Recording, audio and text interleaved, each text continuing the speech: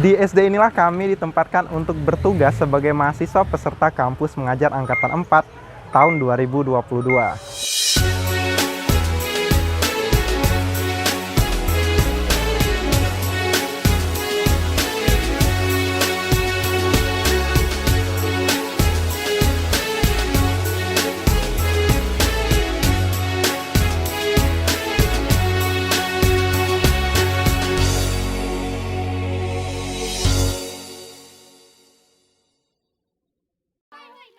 Beginilah kondisi salah satu SD yang menjadi sasaran program kampus mengajar pada kali ini.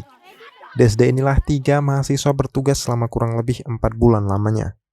Tidak terasa, penugasan yang dimulai sejak 1 Agustus ini pun sudah berada di ujung tanduk. Lantas, kegiatan apa saja yang menjadi fokus utama mereka dalam meningkatkan literasi maupun numerasi siswa? Simak terus liputan kami di seputar membangun negeri.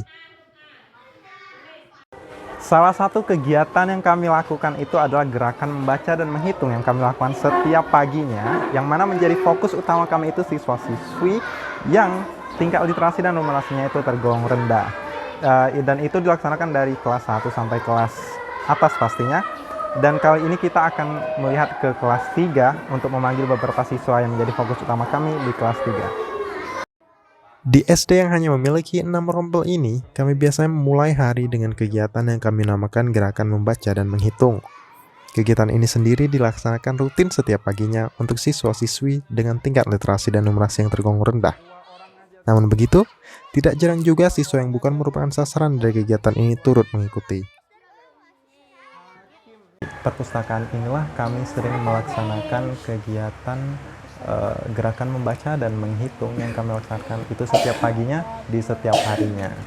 Dan pada saat ini kita bisa lihat sendiri sudah banyak siswa yang sini untuk mengikuti kegiatan ini, dan untungnya guru-guru di sini itu kooperatif gitu. Jadi mereka tidak keberatan untuk kita ambil murid-muridnya ke perpustakaan dan untuk mengikuti kegiatan ini.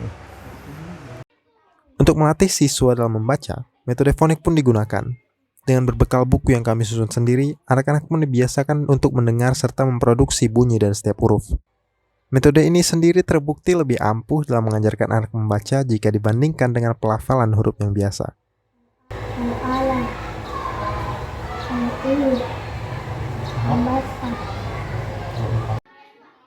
Setelah melaksanakan kegiatan gerakan membaca dan menghitung, masing-masing dari kami biasanya bergegas untuk mengajar di kelas yang telah disepakati dengan masing-masing guru kelas. Dengan begitu, peningkatan literasi dan numerasi tidak hanya dilakukan pada siswa dengan tingkat lindung yang rendah, namun bisa merata ke seluruh lapisan siswa.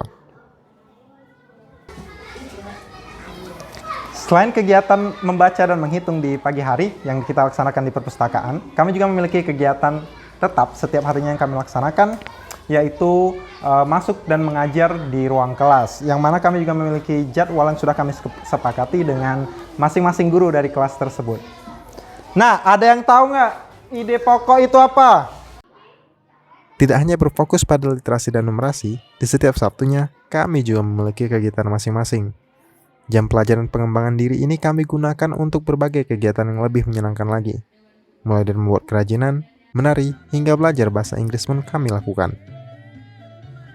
Tidak berhenti di situ, terkhusus untuk kelas 5, kegiatan terus berlanjut dengan adanya les tambahan. Kelas 5 merupakan fokus utama dalam kegiatan ini mengingat kelas mereka lah yang melaksanakan ANBK serta AKM kelas, baik pretest maupun posttest. Pendampingan khusus terhadap salah seorang siswa di kelas 5 yang belum mahir membaca pun tidak lupa untuk kami lakukan loh. Pokoknya nih ya, tiada hari tanpa berbakti. Nah, selain daripada kegiatan yang telah disebutkan tadi, banyak lagi kegiatan yang telah kami lakukan, yang mana sedikit tidaknya menyangkut dengan literasi dan numerasi siswa. Contohnya saja seperti gerakan menulis, di mana kami mendorong siswa-siswi SD Negeri Alur Baung untuk menuangkan imajinasi mereka ke dalam bentuk tulisan cerita pendek, yang mana nantinya akan kami cetak menjadi sebuah buku dan akan kami letakkan di perpustakaan sebagai prasasti bahwa kami pernah berada di sini. Nah, dengan banyaknya kegiatan yang telah kami laksanakan, lantas seperti apa tanggapan dari pihak-pihak terkait? Ayo kita dengarkan. Kalau kesan, saya sangat senang dengan adanya KM di sekolah kami. Karena mengapa? Pertama, kami bisa saling sharing pengalaman kami yang sudah tua-tua di sini dengan anak-anak mahasiswa yang masih muda. Ya, selama jadi guru pamong, ya kami hanya memantau dari dekat maupun dari jauh, ya kan. Ya nggak ada masalah kayaknya, ya kan.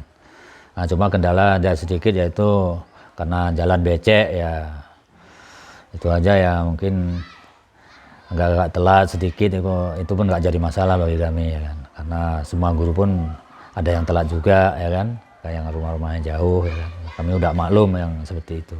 Walaupun jalan yang dilalui oleh mahasiswa-mahasiswi ke lokasi SD binaan yaitu SD Negeri Abah Baung sulit untuk dilalui, akan tetapi mereka terus tetap berusaha untuk sampai di SD binaan tersebut.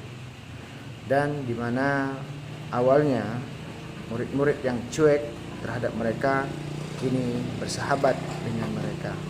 Terima kasih untuk Kampus Mengajar Angkatan 4.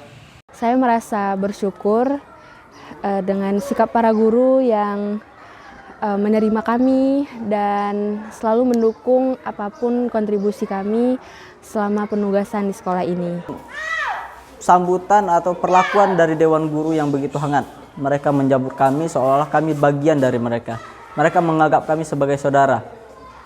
Nah, di sini menjadikan kegiatan ini menjadikan sebuah kesan yang sangat berarti bagi saya. Saya belajarnya enak, senang, dan bahagia sekali ada Pak Mr. Ji, Bu Mila, dan Pak Yusri. Saya senang kali belajar sama mereka dan happy. Berikut laporan yang dapat kami berikan dari SD Negeri Abah Baung, Aceh Tamiang. Kampus Mengajar Angkatan 4, belajar berbakti, mengabdi untuk negeri. Yeay!